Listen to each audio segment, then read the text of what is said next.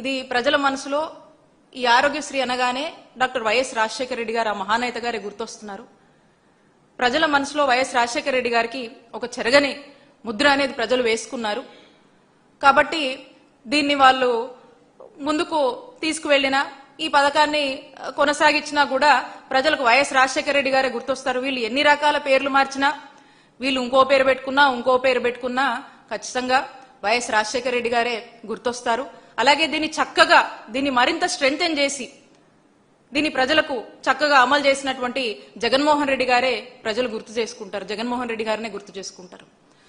మరి ఆరోగ్యశ్రీ మీద కక్షతోనో లేకపోతే రాజశేఖర రెడ్డి గారి మీద ఉన్నటువంటి కక్షతోనో జగన్మోహన్ రెడ్డి గారి మీద ఉన్నటువంటి కక్షతోనో మరి వీళ్ళు ఈ ఆరోగ్యశ్రీని ఏ విధంగా అయినా సరే గాని ఏదో ఒకటి ప్రైవేటైజేషన్ చేయాలి, ప్రైవేట్ వాళ్ళకి అప్పచెప్పాలని చెప్పేసి దీన్ని ఒక ఇన్సూరెన్స్ మోడల్లోకి తీసుకువెళ్ళాలి, మళ్ళీ దానికి ఒక హైబ్రిడ్ ఇన్సూరెన్స్ మోడల్ అని చెప్పేసి దీని మీద ఏదో స్టడీ చేస్తున్నట్టు దీని మీద ఏదో మళ్ళీ జీవోలు ఇస్తూ చంద్రబాబు నాయుడు గారు నిన్న స్పష్టం చేసింది ఏంటంటే ఈ రాష్ట్ర ప్రజలందరికీ కూడా చంద్రబాబు నాయుడు గారు రేపు ఉగాదికి ఏప్రిల్ 1, 2026 ఉగాదికి ఆరోగ్యశ్రీని చంపేస్తూ చంద్రబాబు నాయుడు గారు ఈ రాష్ట్ర ప్రజలకు ఒక గిఫ్ట్ ఇవ్వబోతున్నారు.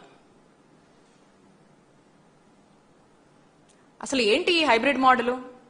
ఒకసారి కనుక మనం చూసుకుంటే జనరల్ గా ఒక హైబ్రిడ్ పంటలు, ఒక హైబ్రిడ్ ఉత్పత్తులు మనం చూస్తూ ఉంటాము. ఇక వాటికి ఒక సహజ ఉత్పత్తులు, ఒక సహజ పంటలకు ఏంటి తేడా ఉంటుందంటే ఆ విధమైనటువంటి తేడానే మరి మన ఆరోగ్యశ్రీ ట్రస్ట్ మోడల్లో ఉండే దానికి ఈ హైబ్రిడ్ మోడల్ కి అంత తేడా అనేది మనకు ఉంటుంది. ఎందుకంటే దీంట్లో ఈ ఎవరో ప్రైవేట్ ఇన్సూరెన్స్ వాళ్ళకి ఇస్తారు, వాళ్ళకి ఏం బాధ్యత ఉంటుంది? ఆ వచ్చేటువంటి రాష్ట్ర ప్రజలు వచ్చేటువంటి ప్రతి పేషెంట్ ని, పేద మధ్యతరగతికి సంబంధించినటువంటి పేషెంట్స్ ని చూడాలి, ఎట్టి పరిస్థితుల్లో వీళ్ళకి వైద్యం చేయాలి, వీళ్ళకు చక్కటి మందులు ఇవ్వాలి, ట్రీట్మెంట్ చేయాలనే అటువంటి ఆలోచన వాళ్ళకి ఎందుకు ఉంటది?